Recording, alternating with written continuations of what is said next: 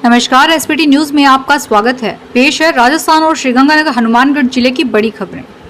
Corona संक्रमण को देखते हुए इस बार चुनाव आयोग ने जयपुर, कोटा और जोधपुर नगर निगम चुनाव में मतदान का समय बढ़ा दिया है। इस बार मतदान सुबह 7:30 बजे से शाम 5:30 बजे तक होगा। नगर निगमों में मतगणना 3 नवंबर को सुबह 9 बजे से होगी। उसके तत्काल बाद परिणाम घोषित कर दिया जाएगा। प्रथम चरण के चुनाव में अब महज 2 दिन शेष हैं। प्रचार की समय सीमा को देखते हुए प्रत्याशियों ने इसके लिए पूरा जोर लगा दिया है। सभी नगर निगमों में चुनाव प्रचार जोरों पर है। केंद्रीय मंत्री अर्जुन राम मेघवाल द्वारा कुछ माह पहले लॉन्च किए गए भाभी जी पापड़ एक बार फिर से चर्चा में आ गए हैं। सीएम अशोक गहलोत ने इस पर चुटकी लेते हुए कहा कि केंद्रीय मंत्री अर्जुन राम मेघवाल भाभी जी पापड़ बांटते बांटते कोरोना पॉजिटिव हो गए। सीएम ने कहा कि 6 माह का अनुभव यही कहता है कि बचाव ही उपाय है। सीएम ने कहा कि राजस्थान में मृत्यु दर कम है। पोस्ट कोविड बहुत से दुष्प्रभाव सामने आ रहे हैं। हमने पोस्ट कोविड क्लिनिक बनाने का काम शुरू कर दिया है। कोविड से ठीक होने के बाद भी अगर कोई दिक्कत होती है तो उस मरीज को पोस्ट कोविड क्लिनिक में भर्ती किया जाएगा। राज्य बाल अधिकार संरक्षण आयोग ने कोरोना लॉकडाउन के बाद खुलने वाले स्कूलों के लिए एडवाइजरी जारी की है। आयोग की फुल कमीशन की बैठक में यह निर्णय लिया गया। आयोग की बैठक में स्कूल एडवाइजरी के साथ ही बच्चों से संबंधित विभिन्न विषयों पर चर्चा भी की गई। इनमें 3 मामलों की जांच के लिए आयोग स्तर पर कमेटियां गठित की गई है। आयोग अध्यक्ष संगीता बेनीवाल की अध्यक्षता में वेबिनार के जरिए हुई फुल कमीशन की बैठक में आयोग के सभी सदस्य, अधिकारी और अन्य अधिकारी जुड़े। आयोग ने स्कूलों के लिए एडवाइजरी जारी करने का निर्णय लिया है।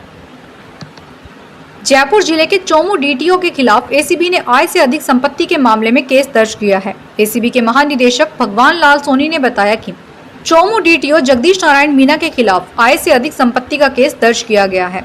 मीना पर भ्रष्टाचार के माध्यम से 2,75,00,000 से अधिक की चल अचल संपत्ति अर्जित करने का आरोप है। एसीबी टीमों द्वारा चोमू डीटीओ आगरा रोड स्थित निवास पर भी तलाशी ली जा रही है। जयपुर निगम चुनाव प्रचार के बाद मारपीट और झगड़े का पहला मामला सामने आया है। पुलिस ने मारपीट में घायल हुए कुछ लोगों का मेडिकल करवाया है और उसके बाद दोनों पक्षों की ओर से मुकदमा दर्ज किया गया है। जांच भट्टा बस्ती थाना पुलिस कर रही है। पुलिस ने बताया कि रात करीब 10:30 बजे के करीब चुनाव प्रचार और अन्य कार्यों से लौटते समय 2 पक्षों में मारपीट हो गई। एक पक्ष इमरान और दूसरा पक्ष अशरफ है। मारपीट के दौरान इमरान के चेहरे पर चोटें आई हैं और मुंह के कुछ दांत भी टूट गए। वहीं अशरफ पक्ष का आरोप है कि उनके साथ लाठी और डंडों से मारपीट करने के दौरान जान से मारने की धमकियां दी गई। राजस्थान सरकार ने 2021 के सार्वजनिक अवकाश का कैलेंडर जारी कर दिया है। राज्य के कर्मचारियों को अगले साल कुल 30 सार्वजनिक अवकाश मिलेंगे। हालांकि 30 में से 8 सार्वजनिक अवकाश शनिवार और रविवार को हैं। इस बार होलिका दहन, स्वतंत्रता दिवस, रक्षाबंधन के अवकाश के दिन रविवार है। सामान्य प्रशासन विभाग ने सोमवार को अवकाश का कैलेंडर जारी किया है। इसमें 30 सार्वजनिक अवकाश के अलावा 22 ऐच्छिक अवकाश भी घोषित किए गए हैं। पंचायती राज में प्रधान से लेकर जिला प्रमुखों को चुनने के लिए चुनावी तारीखों के आगाज के साथ ही राजनीतिक सरगर्मियां शुरू हो गई है। भाजपा व कांग्रेस ने चुनावी तैयारियां शुरू कर दी है। भाजपा ने एक कदम आगे बढ़ाते हुए तय कर दिया है कि हर वार्ड से 3-3 जनों के नाम मांगे हैं। इसके बाद पार्टी तय करेगी। उधर कांग्रेस को पीसीसी की गाइडलाइन का इंतजार है। इसके अनुसार ही सब कुछ तय होगा। झुंझुनू जिले के किसानों को बेच रहे खाद, बीज व उर्वरक विक्रेताओं को पहले बिना किसी प्रशिक्षण के लाइसेंस मिल जाता था। इसके चलते लगातार किसानों को बेचे जा रहे खाद व उर्वरकों में शिकायतों का दौर शुरू हो गया।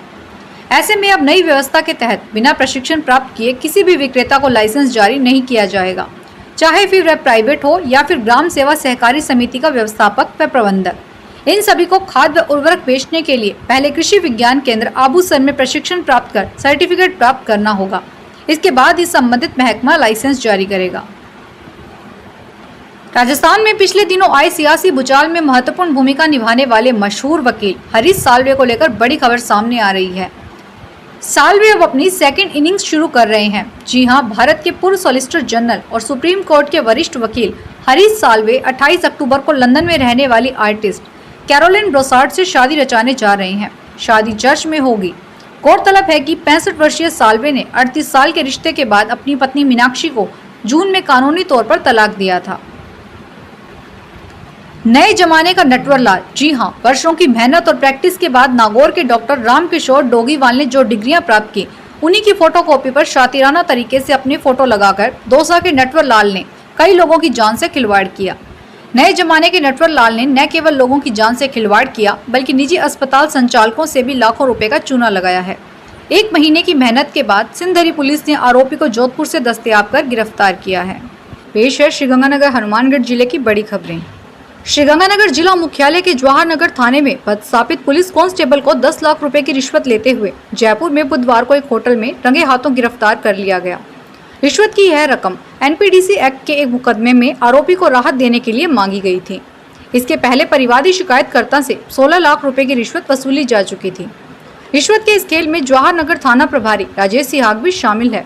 वह झुंझुनू का रहने वाला है। एसीबी कार्रवाई की भनक लगने पर वह फरार हो गया। राजस्थान की एसीबी द्वारा आज गंगानगर जिले के एक कांस्टेबल को जो जवाहर नगर थाने में तैनात है उसको 10 लाख रुपए की रिश्वत के साथ जयपुर के एक होटल में गिरफ्तार किया गया है। कानपुर का एक फार्मा व्यवसायी है जिसने जोधपुर के DIG Shri Vishnukant DIG ACB से संपर्क किया था कि उनको एनडीपीएस एक्ट के मुकदमे में फंसाने की धमकी देकर के और उनके वहाँ कानपुर में गंगानगर पुलिस से कुछ पुलिसकर्मी आए थे। उन्होंने कुछ धनराशि ले ली, उसके बाद और उनसे संपर्क किया और पैसे देने के लिए कहा। तब उस फरियादी ने हमारे डीआईजी श्री विष्णुकांत से संपर्क किया। उन्होंने सत्यापन करने के बाद एक टीम जयपुर में भेजी जोधपुर से। कल शाम को जोधपुर से आई टीम ने, जिसके नेतृत्व श्री नरेंद्र सिंह एडिशनल एसपी कर रहे हैं, उन्होंने नरेश कुमार कांस्टेबल नरेश कुमार मीना है जो जवाहर नगर थाने में तैनात है, उसको परिवादी से 10 लाख रुपए की रिश्वत लेते हुए रंगे हाथों गिरफ्तार किया। जयपुर में 10 लाख रुपए की रिश्वत लेते सिपाही नरेश चंद्र मीना के पकड़े जाने के बाद श्रीगंगानगर के जवाहर पुलिस थाना में मरघटी सन्नाटा पसरा हुआ है। जयपुर एसीपी द्वारा यहां थाने के सिपाही को 10 लाख रुपए की रिश्वत लेने पकड़ने की खबर वायरल होने के बाद थाना प्रभारी राजेश सिहाग भूमिगत हो गए। थाने में अधिकांश अधिकारियों और कर्मचारियों के चेहरे मुरझा गए। कर्मचारियों में अजीब सी घबराहट और चेहरे पर सलवटें साफ नजर आई। थाने में सब कामकाज ठप है, लेकिन जरूरी कामकाज ही निपटाए जा रहे हैं।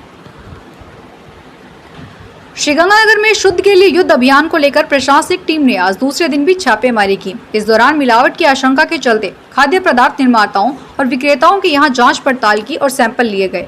अभियान के प्रभारी एडीएम प्रशासन डॉक्टर गुंजन सोनी ने बताया कि तहसीलदार संजय अग्रवाल के नेतृत्व में प्रवर्तक अधिकारी संदीप कोट, सुरेश आसेरी, खाद्य निरीक्षक मदन लाल बाजिया ने आज दोपहर 45 जी ब्लॉक स्थित महियर मल्टी ट्रेड संस्थान पर छापा मारकर देसी घी के 2 ब्रांड का सैंपल लिया। वहीं अभियान के तहत प्रशासनिक टीम ने आज एसएसपी के सामने सत्यम नगर में चल रही प्रतीक्षा की फैक्ट्री पर दबिश दी। कार्यवाही में तहसीलदार संजय अग्रवाल, प्रवर्तन अधिकारी सुरेश शास्त्री, खाद्य सुरक्षा अधिकारी लक्ष्मीकांत गुप्ता व अन्य कर्मचारी शामिल हैं।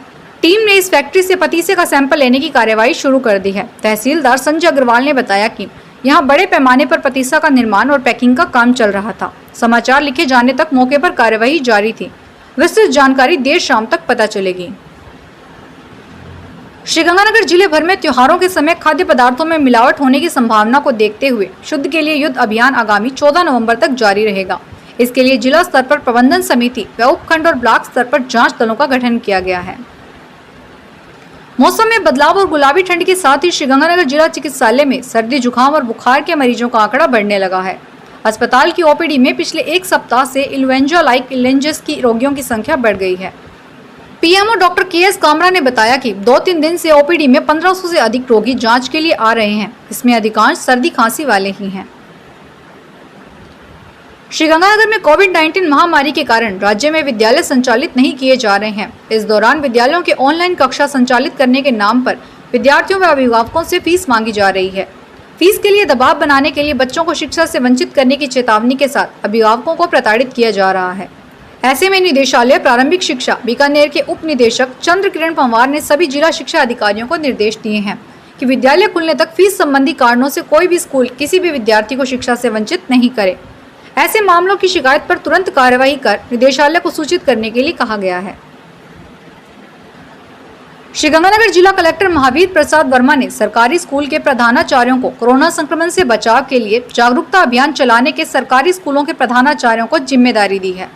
इस संबंध में जिला कलेक्टर ने आज सरकारी स्कूलों के प्रधानाचार्यों की मीटिंग लेकर दिशा निर्देश दिए। जिला कलेक्टर ने कहा कि सभी प्रधानाचार्य अपने अपने स्कूलों में कोरोना संक्रमण को फैलने से रोकने के लिए लोगों को जागरूक करें। स्कूलों में आने वाले अभिभावकों को कोरोना से बचाव के लिए समझाइश करें। आसपास के इलाके में लोगों को कोरोना से बचाव के लिए रखी जाने वाली सावधानियों के बारे में जानकारी दें। प्रदेश में वर्तमान में प्रभावी मास्टर प्लान पर ही कार्यवाही की जाएगी। इसके लिए नगरीय विकास विभाग के संयुक्त शासन सचिव ने आदेश जारी किया है। जारी आदेश के तहत वर्तमान में प्रभावी मास्टर प्लान के नगरीयकरण योग्य क्षेत्र में प्रभावी मास्टर प्लान के अनुसार कार्यवाही की जाएगी। नगरीय क्षेत्र से बाहर प्रस्तावित परिधि नियंत्रण क्षेत्र व प्रारूप मास्टर प्लान में शामिल नए राजस्व गांवों के क्षेत्र में प्रारूप मास्टर प्लान के प्रस्ताव अनुसार कार्यवाही की जाए, बशर्ते प्रारूप मास्टर प्लान में प्रस्तावित भू उपयोग पर कोई आपत्ति नहीं हुई हो। श्रीगंगानगर यूआईटी सचिव डॉक्टर हरितिमा ने बताया कि यह नए व पुराने मास्टर प्लान के बीच की प्रक्रिया है। इसके लिए राज्य सरकार ने ऐसे मामलों में छूट दी है, इसमें आपत्तियां नहीं हैं। उन्होंने बताया कि मास्टर प्लान की प्रक्रिया 3 चरण में पूरी होती है। पहले में नया प्रारूप होता है, दूसरे में आपत्तियां दर्ज और निस्तारण के बाद तीसरा चरण फाइनल मास्टर प्लान रहता है। अब लोग इको फ्रेंडली शब्दाग्रह के उद्देश्य को समझने लगे हैं। करीब 2 माह पहले श्रीगंगानगर में पदमपुर रोड स्थित कल्याण भूमि में एलपीजी संचालित शब्दाग्रह की शुरुआत के बाद से अब तक 20 शवों का अंतिम संस्कार गैस से किया जा चुका है। इसमें से 10 अंतिम संस्कार तो कोविड-19 प्रभावित लोगों के थे, जबकि इतनी ही सामान्य मृत्यु वाले लोगों के अंतिम संस्कार गैस संचालित शब्दाग्रह में किए गए हैं। पदमपुर रोड स्थित कल्याण भूमि प्रबंध समिति के अध्यक्ष महेश पेड़ीवाल ने बताया कि पर्यावरण संरक्षण व लकड़ी बचाने के उद्देश्य से करीब 2 माह पहले गैस संचालित शब्दाग्रह को शुरू किया गया था। तभी से लोगों को इसके महत्व के बारे में जागरूक किया जा रहा है। अंतिम संस्कार से पहले मृतक के परिजनों को पर्यावरण संरक्षण के लिए प्रेरित करने का प्रयास किया जाता है। इसी के चलते अन्य शहरों के मुकाबले श्रीगंगानगर में एलपीजी संचालित शब्दाग्रह अधिक कामयाब रहा। फिलहाल इस बुलेटिन में इतना ही, फिर हाजिर होंगे तमाम बड़ी खबरों के साथ। एसबीटी न्यूज के वीडियो देखने के लिए हमारे चैनल को सब्सक्राइब करें और नोटिफिकेशन पाने के लिए बेल आइकन पर क्लिक करें। धन्यवाद।